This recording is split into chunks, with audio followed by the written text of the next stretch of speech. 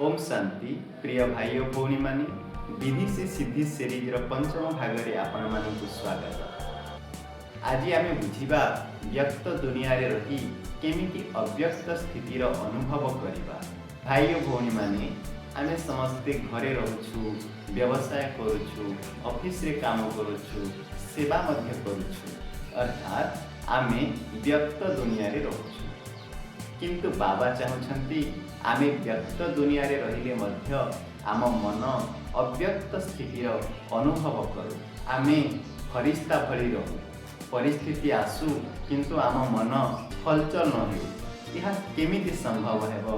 बाबा ताहार सुंदर विधि कहते। बाबा कहते व्यक्त रु अव्यक्त एवं अव्यक्त रु व्यक्त को आसवा एमिति सहज हो जाओ जेमिति सीढ़ी चढ़ा आउ ओह्लैवा।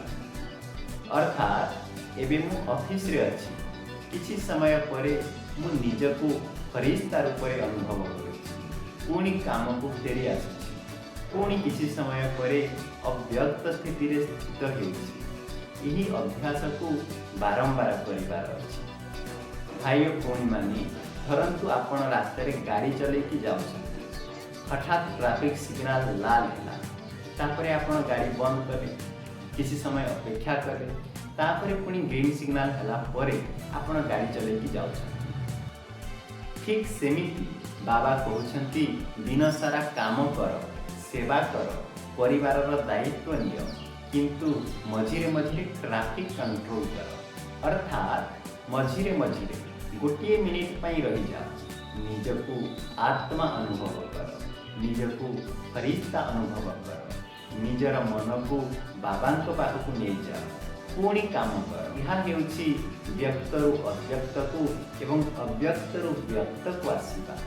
धरंतु आपण ऑफिस रे काम करूछन्ति, आपनको केही खराब कथा कहिदेले, संगे संगे ताको उत्तर न देई किछि समय रही जा। मनरे संकल्प करंतु मु एक शांत स्वरूप आत्मा, मु शांतिर सागर परमात्मांकर संतान, मु फरिश्ता स्थिति रे अछि। देखिबे मन शांत होई। परंतु घरे आपणक कथा केही सुनिले नाही, क्रोध आसीबाकु लागिला।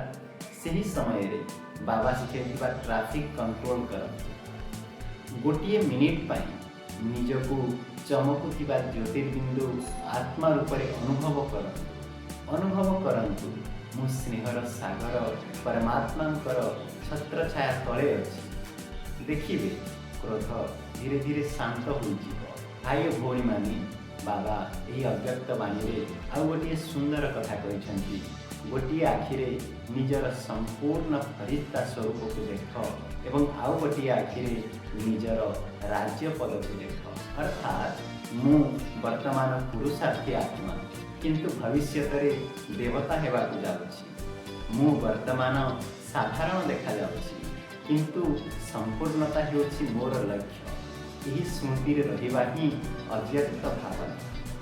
बाबा कहते जेते जेते आमे फरिश्ता जीवन निकट को जीवा, सेते सेते भविष्य राज्य पद स्पष्ट है।